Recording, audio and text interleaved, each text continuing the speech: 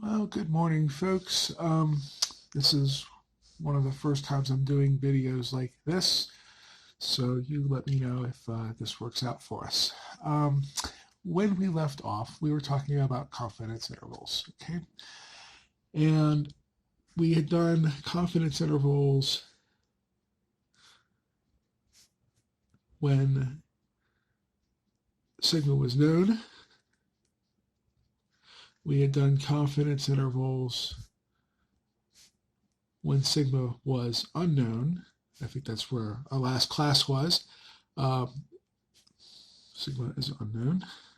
In that case, we use S, right? We're going to be using a t distribution. So use S, and we're going to have a t distribution here. All right. Today, we're going to go ahead and we're going to talk about confidence intervals. Okay, I'm going to go ahead and just abbreviate that with a CI from now on, because otherwise me writing this video is going to be too long. We're going to do confidence intervals with proportions.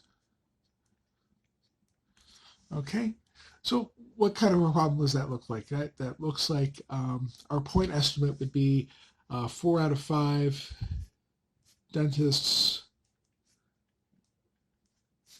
prefer Acme toothbrush or Acme toothpaste. Acme toothpaste. Okay. That's not really what we're looking for here. It's 80%, or really what we're going to be dealing with is 0.8 of dentists. The proportion of dentists that prefer Acme toothpaste is going to be 0.8. That's our point estimate. Okay, this is our point estimate.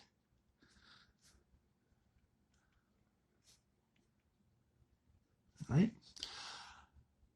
Remember that confidence intervals talk about a point estimate plus or minus a margin of error. So really what we're going to be dealing with here is we're going to say 0.8 plus or minus 0.025 for say, okay. The proportion of dentists that prefer Acme toothpaste is 0.8 plus or minus 0.025. All right. That's the kind of thing that you're going to be looking at. All right. I'm going to go ahead and throw the formulas at you. Understand that the calculator is going to do most of the heavy lifting as far as the calculations are concerned. Okay, so just to go back over this, right? Every confidence ever is point estimate plus or minus some kind of margin of error. Okay, now in this case, our point estimate is going to be called p hat. Okay, that's how you pronounce this guy. It's called p hat. Okay? And that's going to be plus or minus, all right? And then we still use the same confidence coefficient. We're still using Z, okay? So we use sigma known, we use Z. Sigma unknown, we use T. That's the one that's different.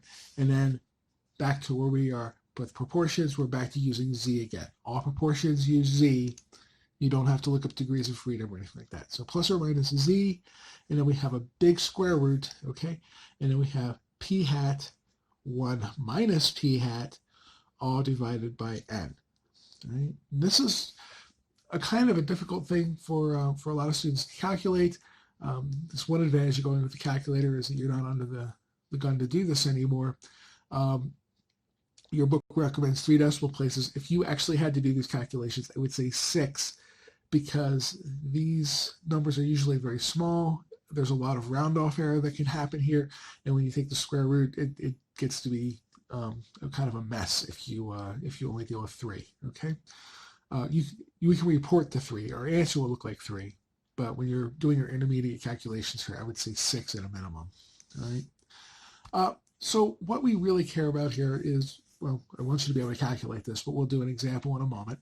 Okay. What we're going to do here is we're going to check some assumptions, because that's kind of an important thing for this section. Right? So we have some assumptions to deal with. The first 2 deal with independence. So every confidence interval wants to pull this thing up as a random sample. Okay, so that's part of it. You can't just take well, I like these best 3 out of 5. We'll take those. Like, no, you can't do that. You got to go with random. Okay. Um, this is something that if I'm going to ask you a question about this, I will try to telegraph this as much as possible because I really want you to check the assumptions. That's what it'll say, like check the assumptions to make sure it's right. But the population is at least 20 times larger than your sample. Okay? That means that we need that for independence, okay? But that means that you can't take something that has a population that might be so small and then say, well, I'm going to pick 30 of these people. Like, well, there's only 600 of this in the world. You're not, it's a good chance that those 600 people might actually know each other. Those 600 things might be related. So that kills your independence. Again, if there is ever a question, they should be telegraphing this from a mile away. Like you should be able to see, like, hey, we're looking for one-eyed sparrows that favor their left wing, but they had to have only been born on Galapagos or something. Okay, they're going to minimize all of this down so far that it's going to be like, I wonder what they're getting at here. That's what they're getting at. All right. 3, your items are divided into 2 categories.